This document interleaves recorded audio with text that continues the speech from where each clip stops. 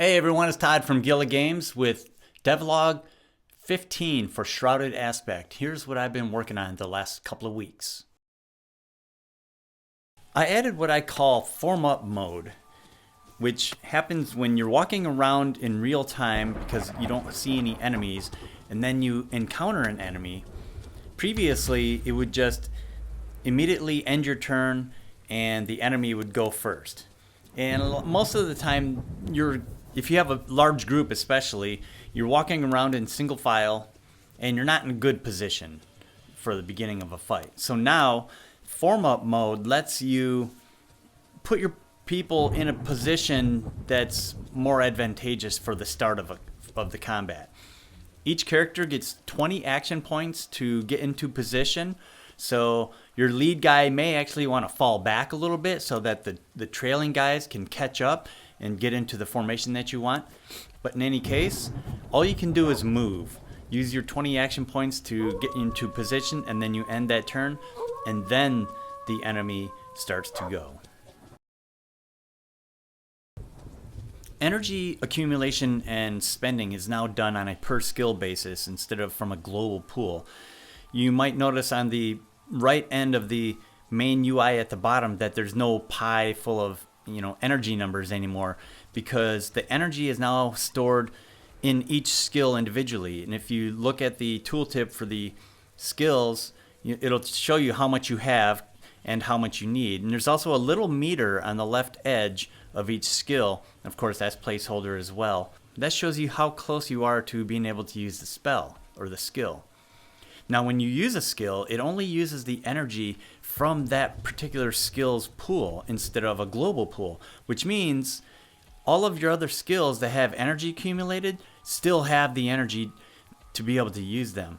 This means that you can now use the skills, the lower end skills, without worrying about using up the energy that you're trying to save toward the higher end skills.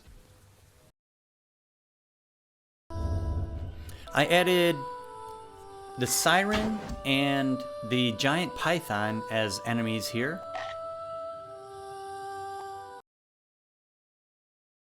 Also, I finished work on the first scenario that has snow. There's a couple more to go on that.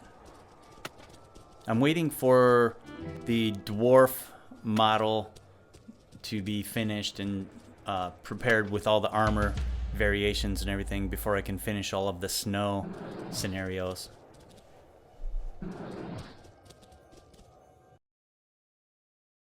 In addition, I've had a couple of new voice actors come in and add some more voices. I still want to get 10 or 20 more people to do sound bites for the different characters, so there's a lot of variety on the character voices. And getting close. I get a few more scenarios completed. Right now I'm working on the final boss of the very last scenario. There's actually 2 parts. And then I have to add the dwarf character and get all the armor to fit the dwarf character, as well as the beastman. So those 2 races need to be added, and I have them. I just need to get to working on them. Once they're in there, then I can do the scenarios for the dwarves and the beastmen, and then that'll be all the scenarios. And then at that point, it'll be ready for more testing, and I'll go through the entire game and do a pass on audio, visual effects for spells, skills, and anything else to just make it look and sound really nice. So it's getting there.